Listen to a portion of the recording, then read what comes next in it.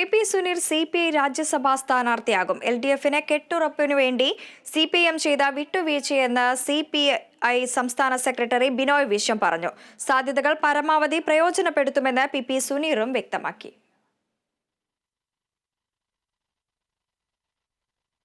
സൂര്യഗായത്രി ചേരുന്നു. സൂര്യ, PP Suneer CPI രാജ്യസഭാ സ്ഥാനാർത്ഥിയാകും. ഏറെ നീണ്ട ചർച്ചകൾക്കൊടുവിലാണ് ഇത്തരത്തിലൊരു പ്രഖ്യാപനം ഉണ്ടായിരിക്കുന്നത്. അതേസമയം തന്നെ സാധ്യതകൾ പരമാവധി പ്രയോജനപ്പെടുത്തുമെന്നാണ് PP സുനീർ വ്യക്തമാക്കുന്നത്. എന്തൊക്കെയാണ് മറ്റ് വിശദാംശങ്ങൾ?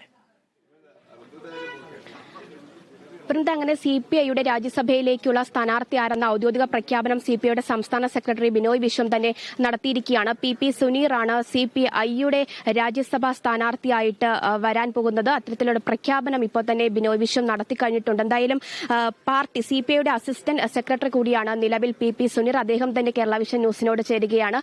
കുറച്ചു മുമ്പ് തന്നെ പറഞ്ഞിരുന്നു പാർട്ടി വലിയ ഒരു ചുമതലയാണ് തന്നെ ഏൽപ്പിക്കുന്നതെന്ന്. എന്ത് തോന്നുന്നു ഈ രാജ്യസഭാ സീറ്റിലേക്ക് മത്സരിക്കാൻ തയ്യാറെടുക്കുമ്പോൾ? തീർച്ചയായും കേരളത്തിലെ CPI ഒരു മഹത്തായ പാരമ്പര്യമുള്ള സ്ഥാനാർത്ഥി നിർണയമാണ് ഇതുവരെയും രാജ്യസഭയിലേക്ക് നടത്തിയിട്ടുള്ളത്.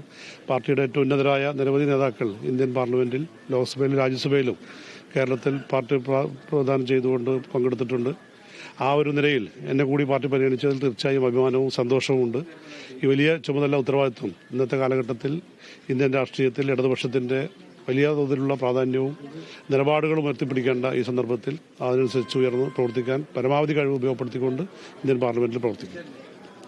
അപ്പോൾ മത്സരത്തിനായിട്ട് പോവുകയാണ്. തെരഞ്ഞെടുപ്പിനായിട്ട് എല്ലാവിധ ആശംസകളും നേരുകയാണ്.